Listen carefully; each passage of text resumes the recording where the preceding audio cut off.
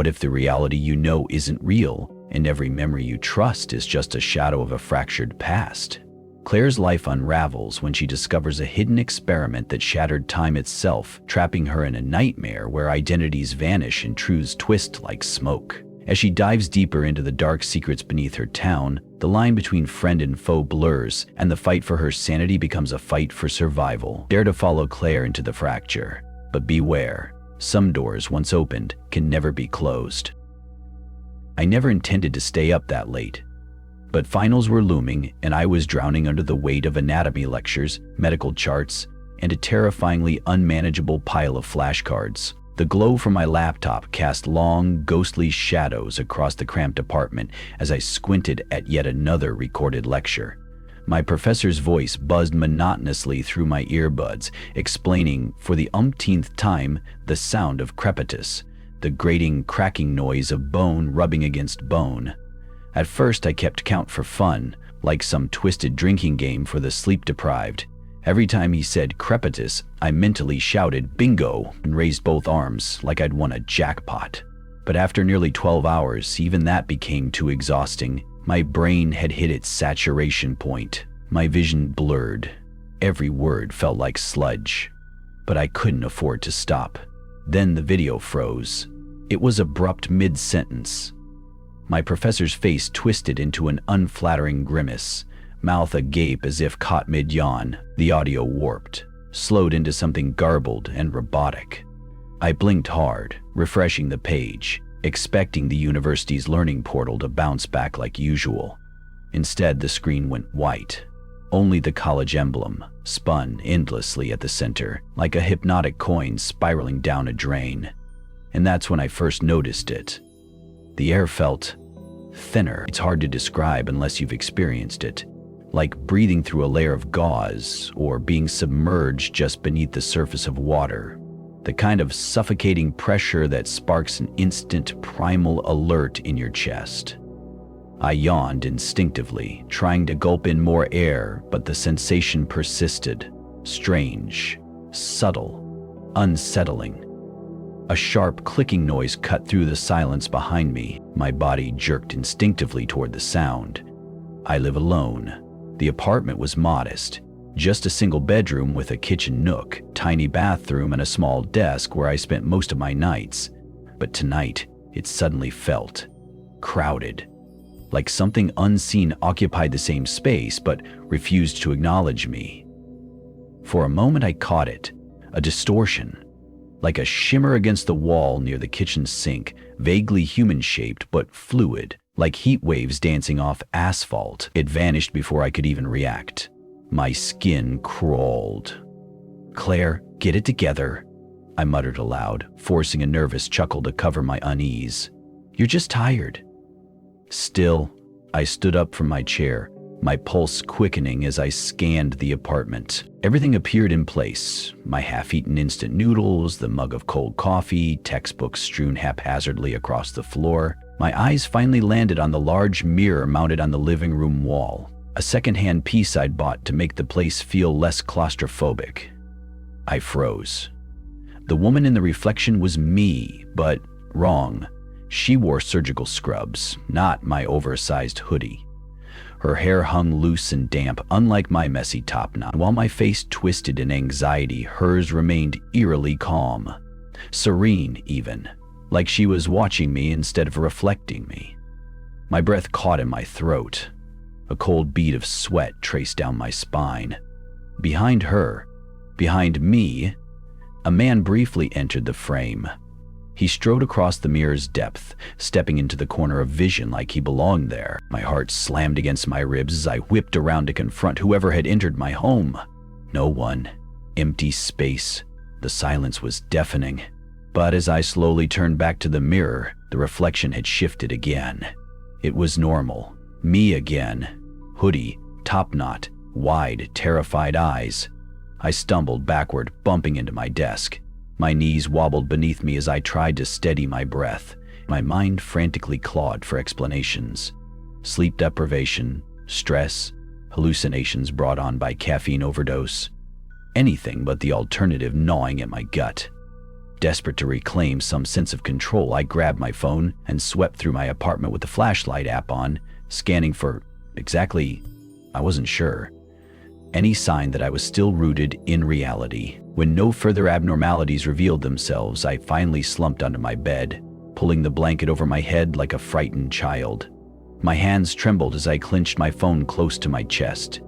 "You're just exhausted," I whispered to myself. "It's nothing. Nothing at all."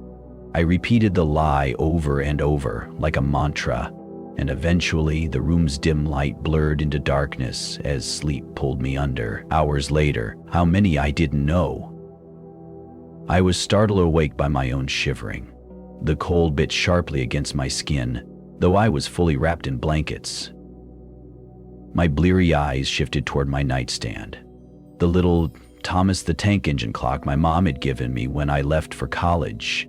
Its smiling blue face, normally so cheerful, now sat eerily frozen. The hands were stuck. 3:00 a.m. Exactly. I sat upright in bed, breath quick and shallow. The clock hadn't ticked. Its hands remained frozen at 3:00 a.m. like some cruel joke trapped in a loop I didn't understand. The silence inside the apartment was no longer comforting. It was oppressive.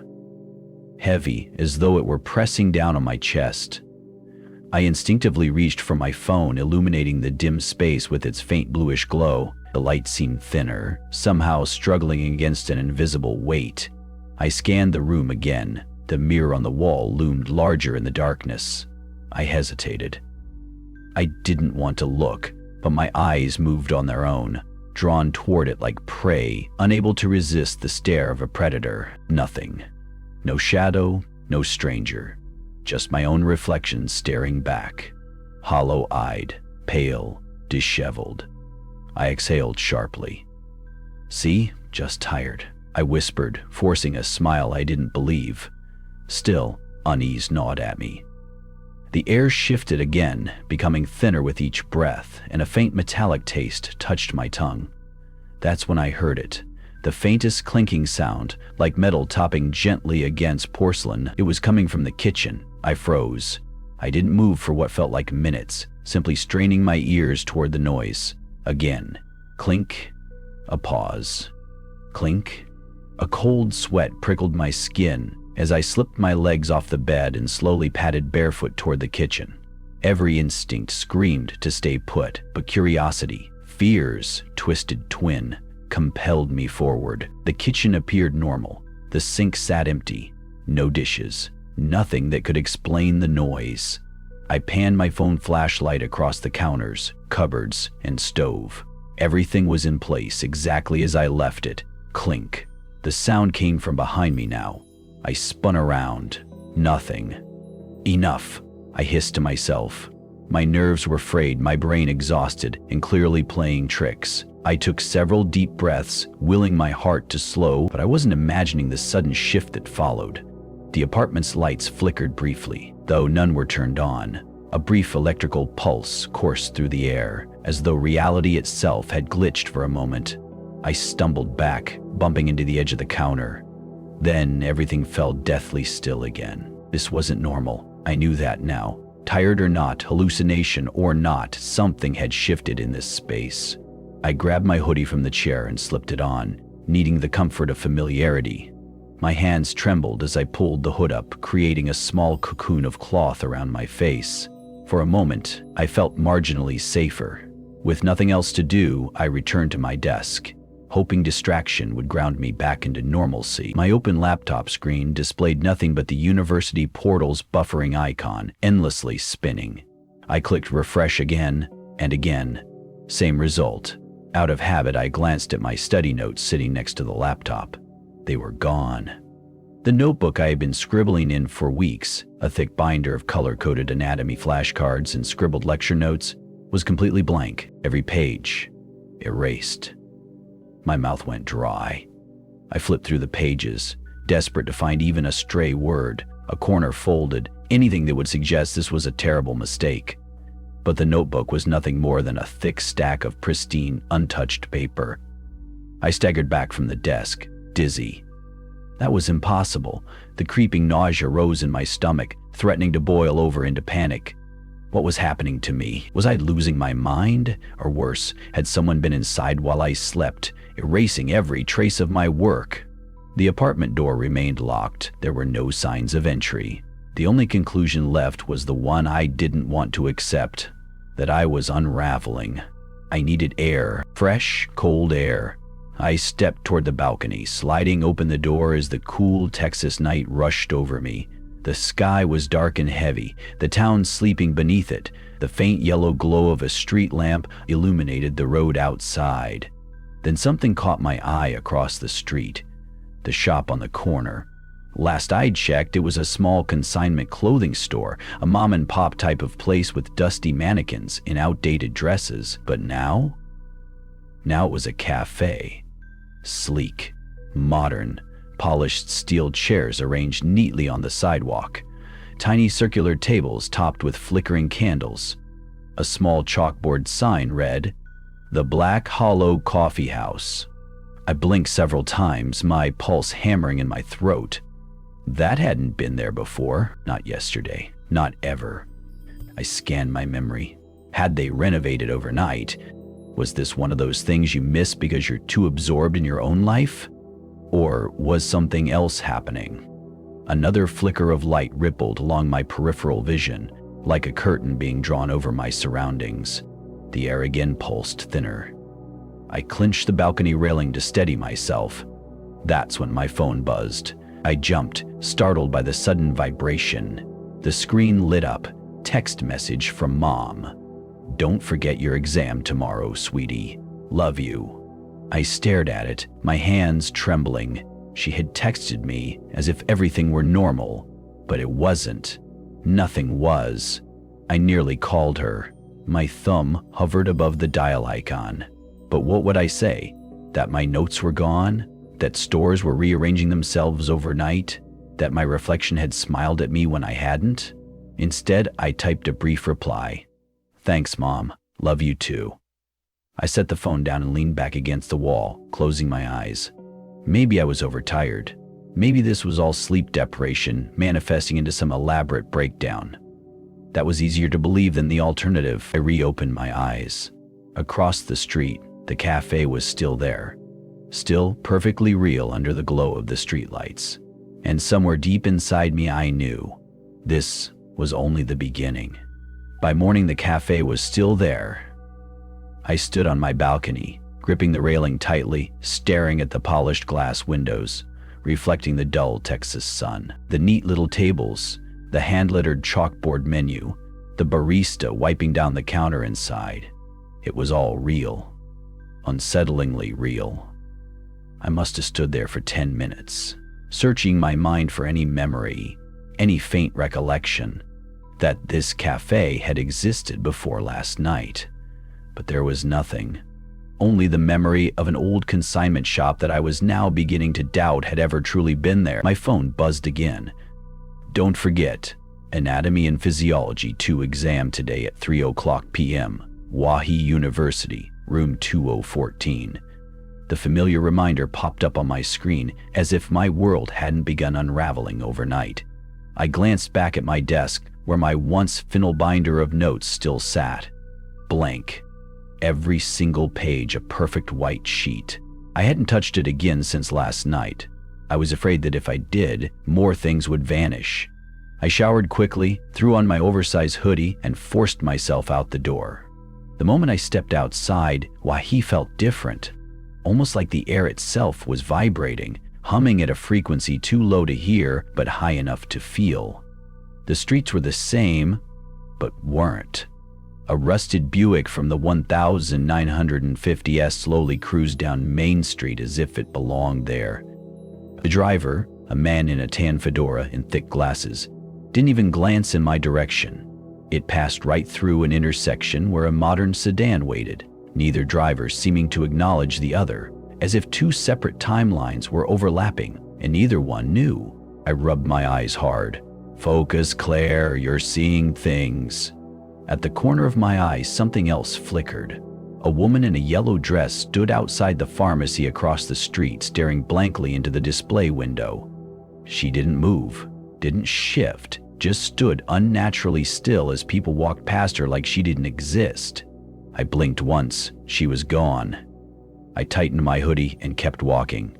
The campus loomed ahead, its red brick buildings lined like watchful sentinels under the cloudless sky. Students milled about as usual, chatting, sipping coffee, hurrying to class. Everything looked normal, too normal. As I made my way toward the library steps, I spotted him. Tim Reiner. Tim had been my closest friend during my first year. We'd shared a dorm suite, study sessions, too many late-night pizza runs. He was the one person I could still count on, or at least I thought so. "Tim?" I called out, waving. He turned, squinting at me, as though I were a stranger interrupting his train of thought. I jogged closer. "Hey, it's me." He hesitated, his face twisted in confusion. Sorry, do I know you?" The words hit like a punch to the chest. "What? It's Claire. Claire Whitaker." He blinked, polite but distant. I'm sorry.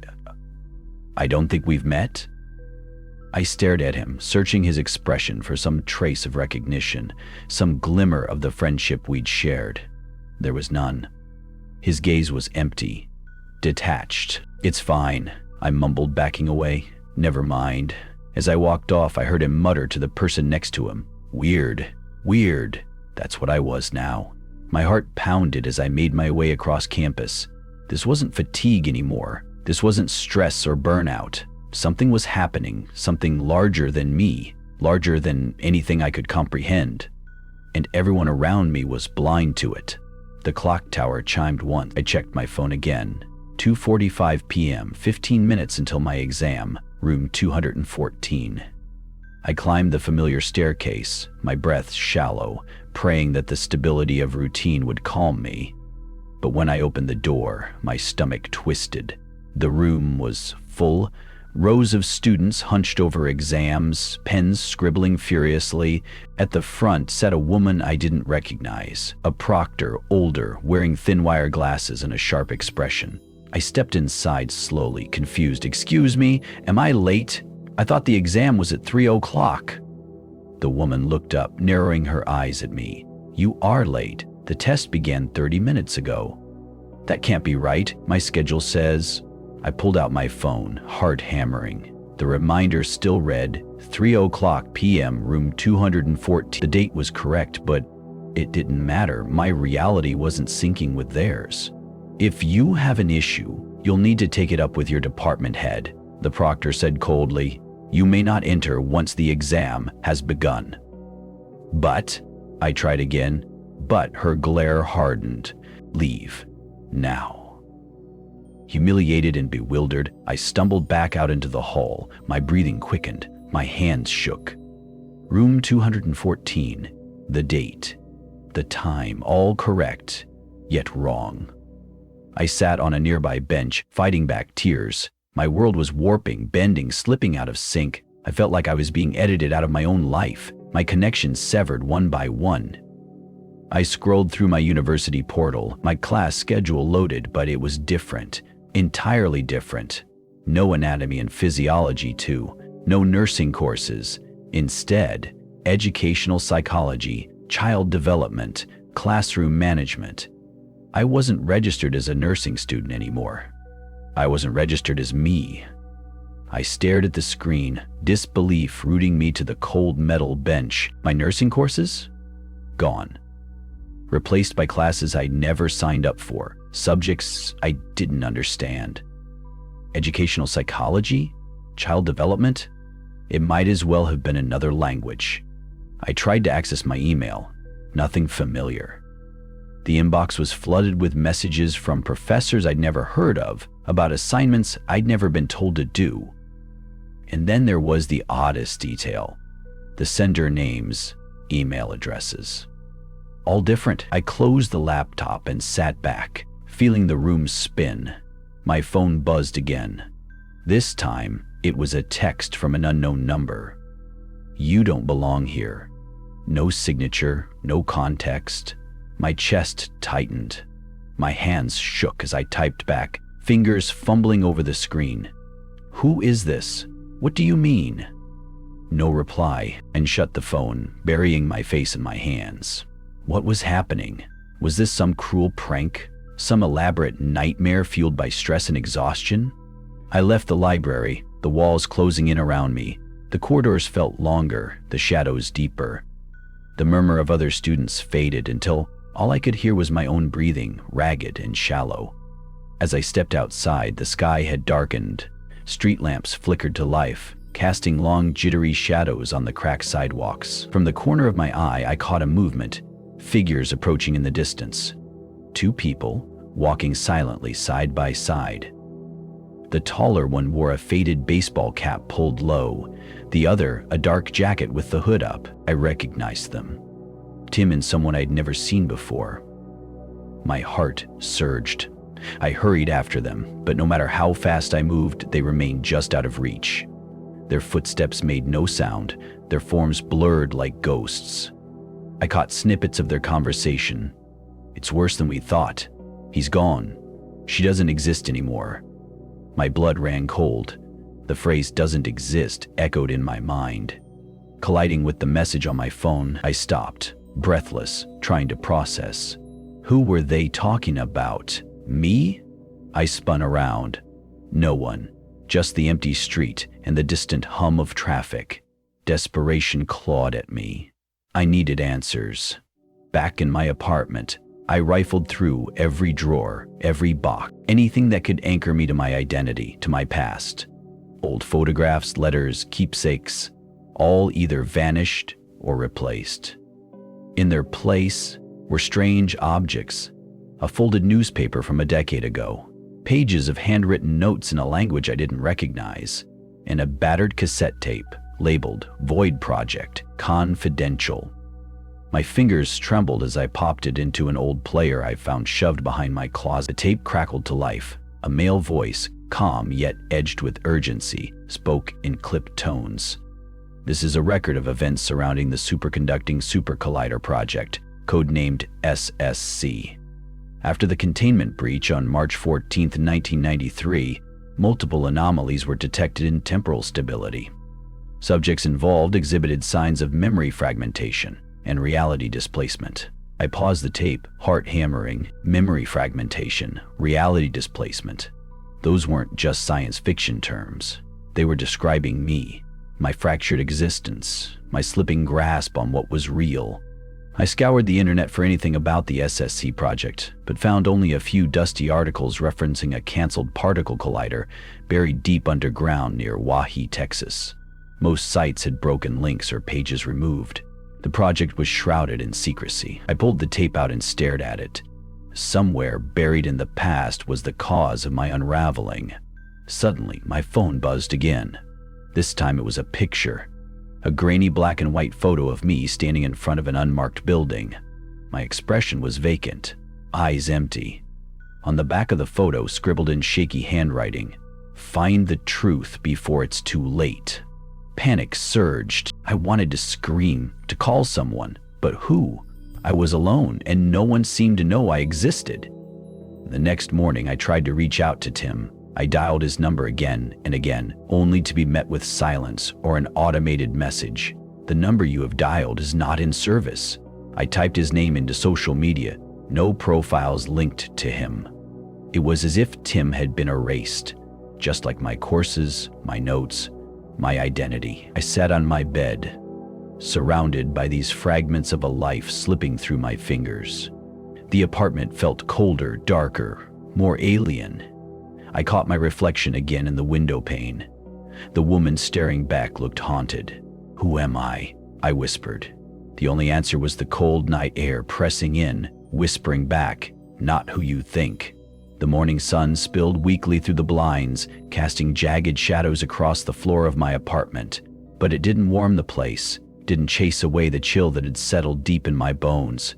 Sleep had been elusive the night before, my mind racing with fragmented images, half-remembered nightmares, and an ever-growing sense of dread. I rubbed my eyes, trying to shake off the fog, but the unease clung stubbornly.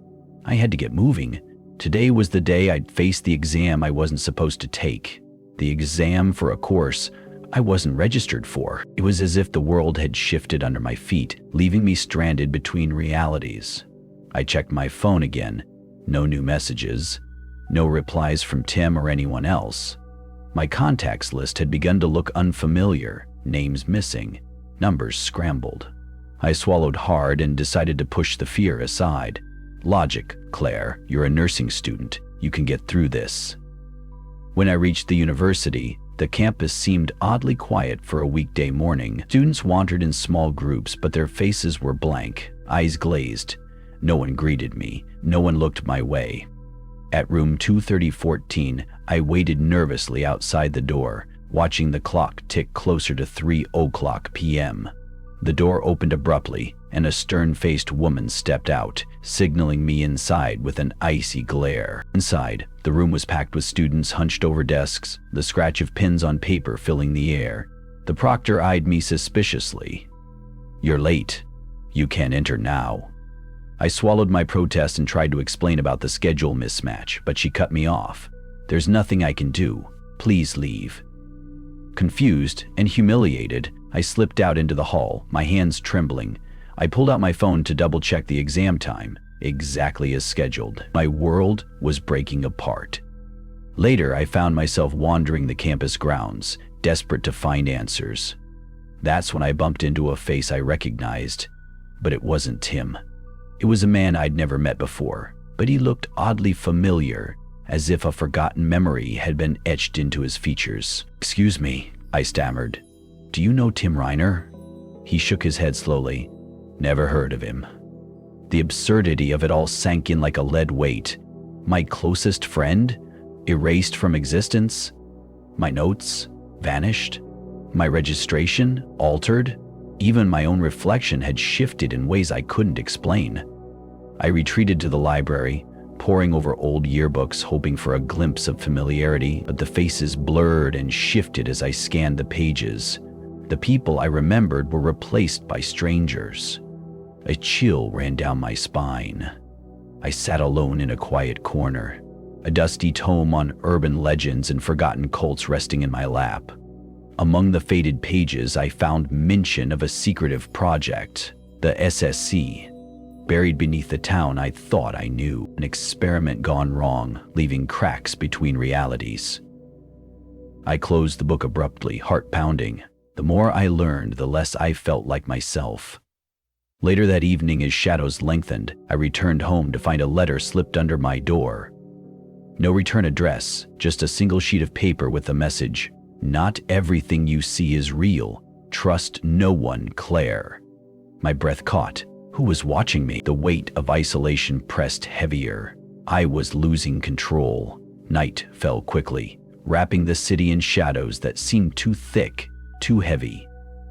The kind that swallow sound and leave your heartbeat thundering in your ears. I sat on the edge of my bed, the note still clutched in my hand. The words burned into my mind. Trust no one, Claire. But who could I trust? The friends who no longer remembered me? The professors who denied my existence? The reflections that no longer matched the person I felt inside? A soft knock at the door startled me. I froze. No one ever came knocking, not without warning. I approached cautiously and peeked through the peephole. No one. But just as I turned away, a shadow flickered down the hallway. I stepped outside cautiously, the hallway lights humming overhead. The building was empty except for me. Yet, I couldn't shake the feeling I wasn't alone. As I turned back toward my door, a whisper slipped through the silence, barely audible. Find the truth. My heart clenched. The voice was too familiar, too close. I bolted back inside and locked the door, pressing my ear to the wood. Silence. I pulled out my laptop again, determined to find anything that might explain the growing nightmare. After hours of fruitless searching, I stumbled upon a hidden forum, a shadowy corner of the internet where people shared stories about disappearances, altered realities, and strange occurrences around YE. A username caught my eye, Echo Void. His posts were cryptic but chilling. If you feel the world slipping, the rules bending, you're on the edge of the fracture.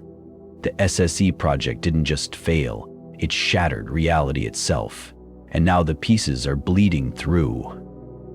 I scrolled further, the words confirming every fear I'd tried to push away. I wasn't imagining it. Something had ruptured the fabric of my world. The line between past and present blurred, between memory and fabrication. A sudden movement on the screen caught my attention. A video upload titled Wahi Anomalies, 1993. I clicked and grainy footage flickered to life. Black and white, shaky camera, voices whispering warnings I couldn't fully catch. Then a figure appeared. A man in a white coat, his face obscured by shadow, speaking directly to the camera. The containment breach has released forces beyond comprehension. Subjects involved in the SSE project are now unmoored, trapped between realities. Some have lost their identities, others never existed at all. We are monitoring, but the cost is high. The video cut abruptly, leaving only static and a low hum. My blood ran cold. The idea that I might be one of these subjects, unmoored and forgotten, was terrifying, but there was no denying the truth anymore. As I shut the laptop, a sudden knock came at the window.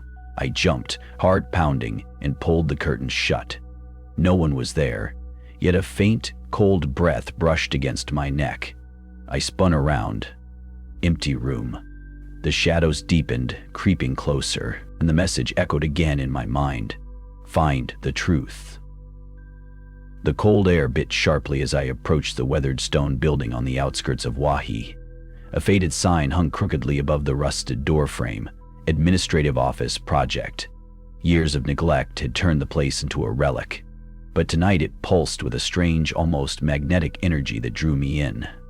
My heart hammered in my chest, the rhythm echoing against the silence that wrapped the place like a shroud. I couldn't tell if it was fear or something deeper, curiosity, desperation, that pushed me forward. The keypad on the heavy steel door glowed faintly, numbers flickering in an irregular pattern. I hesitated before pressing the sequence I'd pieced together from the scattered notes and whispers. 1993. A mechanical click answered. The door groaned open, revealing a narrow staircase spiraling down into darkness. The scent hit me first. Cold metal, damp concrete, and something else. The faintest trace of ozone, like the air was charged with electricity. Steeling myself, I descended. Each step echoed in the vast chamber beneath the earth. The hum of forgotten machinery thrummed faintly, a ghostly pulse that seemed to sync with my racing heart. Dim red lights flickered along the walls, illuminating control panels coated in dust and grime.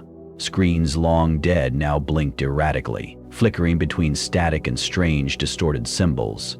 As I moved deeper, the sound grew, a low, rhythmic creaking, something alive beneath the surface, grinding, shifting. Suddenly, a door to the side slid open silently. Inside, a group of students huddled, faces pale and tense. Tim was among them. Their voices dropped to whispers as I entered. "We can't let it spread," one muttered. Tim's eyes flicked toward me, confusion flashing before they hardened into something unreadable. "We shouldn't be here," he said, voice low. "Not you." I swallowed hard. What's going on? What is this place? A girl stepped forward, her hands shaking as she clutched a worn notebook. The SSE project had never really ended. It fractured reality. We're trying to keep it together. Trying, I echoed. Before she could answer, the ground trembled beneath us, dust falling from the ceiling. The red emergency lights blazed to life, bathing the chamber in a hellish glow. "We have to move," Tim urged. "It's destabilizing." I followed them down a labyrinth of corridors, the creaking growing louder, more urgent. Then, from the shadows, a voice crackled over a crackling speaker. "This is Dr. Void. Containment failure imminent. Evacuate immediately." I froze.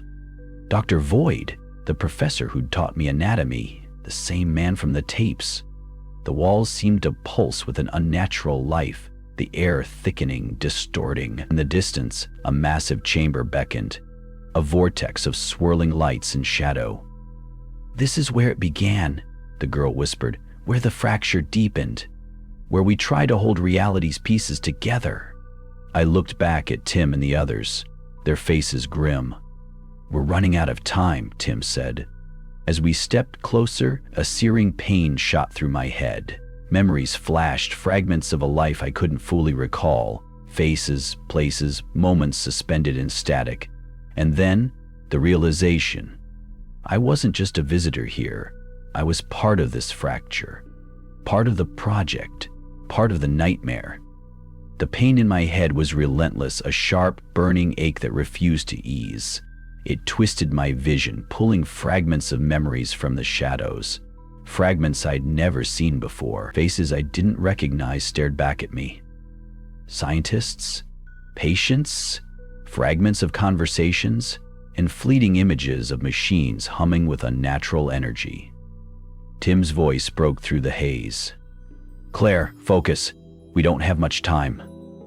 I nodded weakly, trying to push past the storm inside my mind. The others were already moving toward the massive chamber at the heart of the underground facility, the place that seemed to be the epicenter of all the chaos. The corridor opened into a vast, dimly lit hall, walls lined with ancient equipment, cables dangling like veins, pulsing faintly with eerie light. In the center, a swirling vortex shimmered, a rift in reality itself. Colors shifted and warped in impossible ways, the air around it vibrating with raw, unstable power. "This is it," the girl with the notebook whispered, her voice trembling. "The fracture point."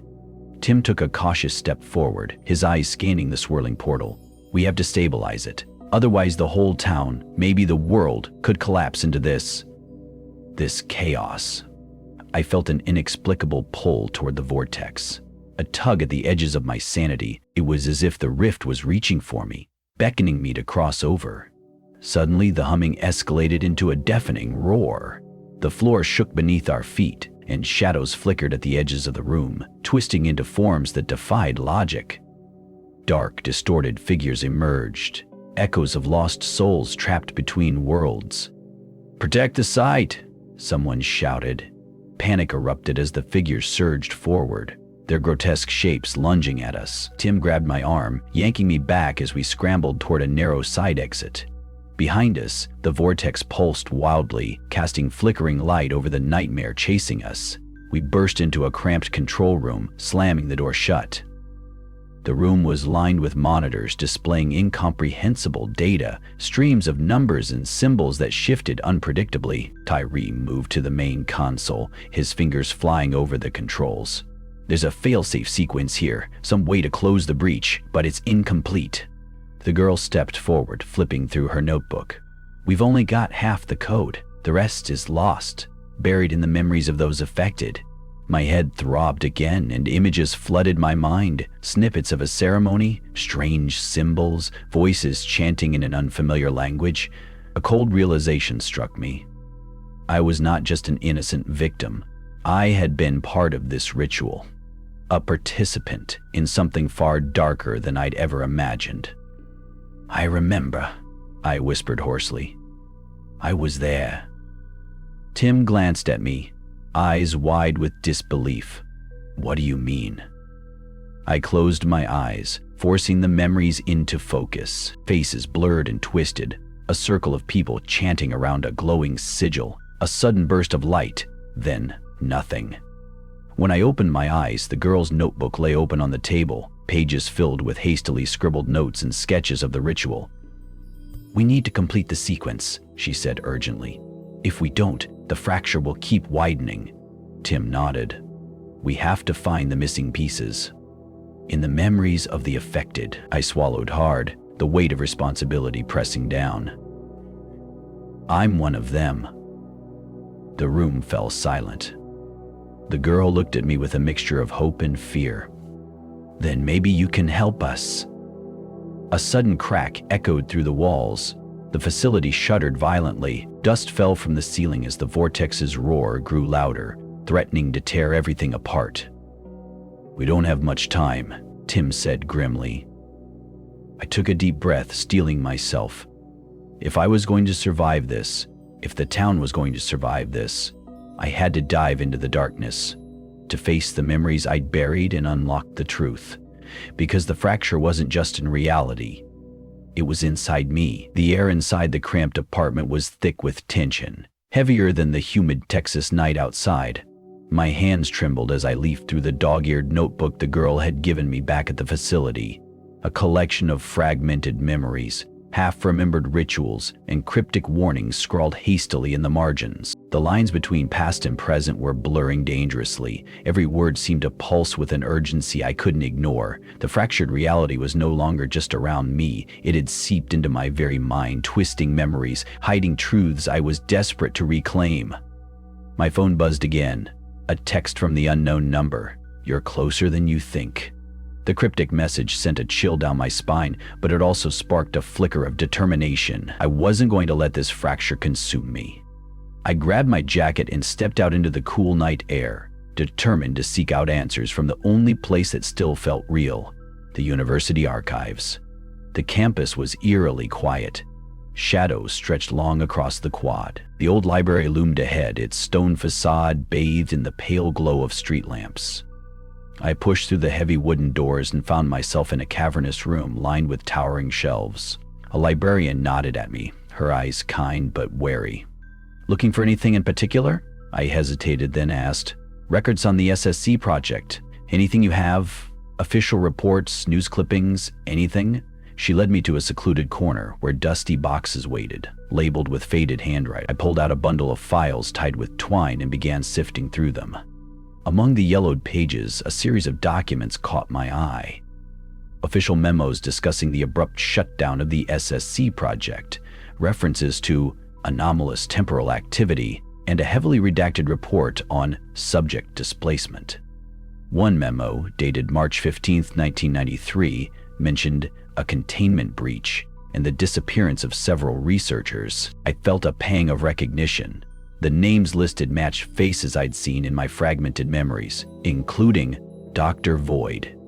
I scanned further and found a personal journal, entries written by someone involved in the project. The writing grew more frantic with each page, detailing strange occurrences, time loops, vanished personnel, and the growing sense that reality itself was unraveling. One entry stood out. March 20th, the fractures deepen. We're losing control. Some subjects are slipping away, not just physically, but from memory. They are becoming echoes, forgotten even by themselves. If this continues, the entire fabric of our existence may tear apart. My hand shook as I closed the journal. I was one of those subjects, the one slipping away. A sudden noise startled me. A soft whisper carried on the breeze, seeming to come from the shadows between the shelves. I spun around. No one, but the feeling of being watched intensified. I forced myself to focus, gathering the files and heading toward the exit. Outside, the night had deepened into an oppressive black. I pulled my jacket tighter around me and started walking, piecing together the puzzle. The fracture wasn't just a physical anomaly. It was a living wound in time and memory, and I was caught in its bleeding edge. As I crossed the deserted quad, my phone rang. The caller ID was blank. I answered hesitantly. A distorted voice whispered, "They're coming. You have to finish the sequence." Before I could respond, the line went dead. My breath caught. I wasn't alone. Something or someone was closing in. My heartbeat thundered in my ears as I hurried through the shadowed streets, the distorted voice still echoing in my mind. "They're coming. You have to finish the sequence." Who were they? What sequence? And why was I the only one who seemed to understand what was at stake? I ducked into a narrow alleyway, pressing my back against the cold brick wall. The night was silent, too silent, as if the city itself was holding its breath. My phone buzzed again, a message this time. "Trust no one.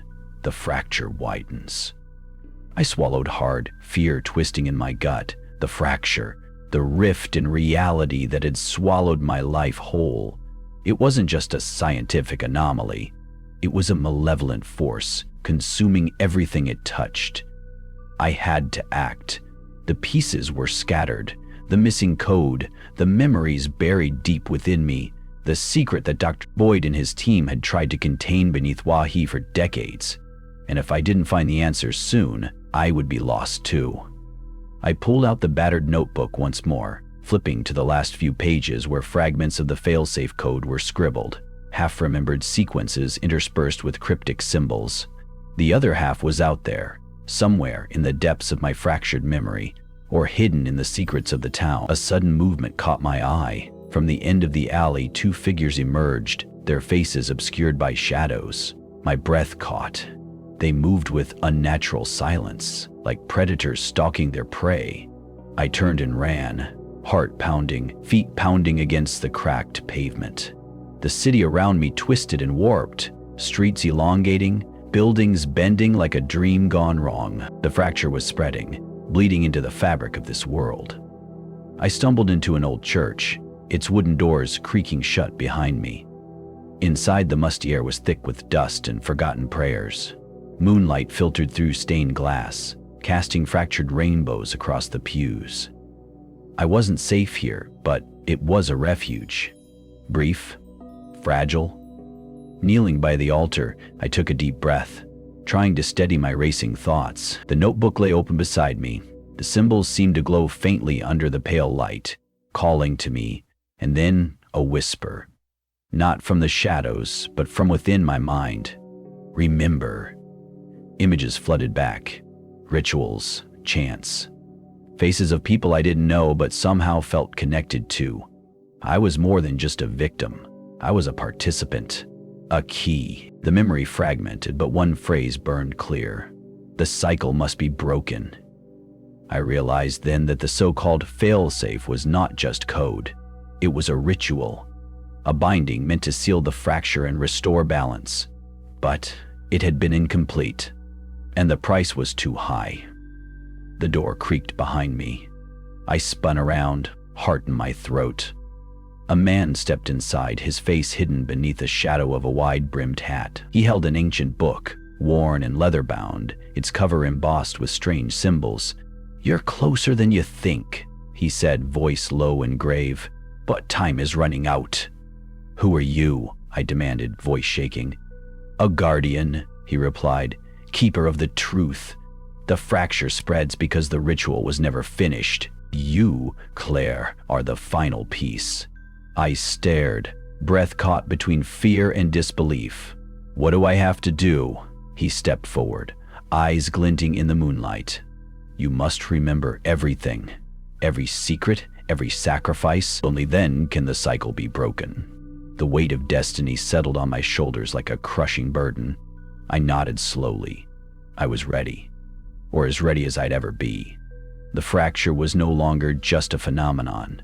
It was my fight, and I would see it through.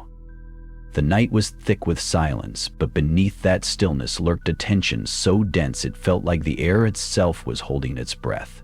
The town of Ye seemed suspended between two worlds, one slipping, fracturing, bleeding into the other. And I was standing at the very edge. The notebook lay open before me, pages spread like the wings of a wounded bird. The ritual, the code, the memories, they were all converging. The final sequence was within reach, but the cost was yet unknown. I traced the faded symbols with trembling fingers, each stroke unlocking fragments of my shattered past. Faces swam in and out of focus. Dr. Void's cold eyes, the chanting voices in that forgotten chamber beneath the earth, the frightened looks of those caught in the breach. Memories collided with reality as if the two were battling for dominance inside my mind. I wasn't alone. A soft rustle drew my attention. Tim stepped into the dim glow of the street lamp outside my window, his expression grave, and the man I had lost. Or perhaps he had lost me. "I'm here," he said quietly. "We don't have much time."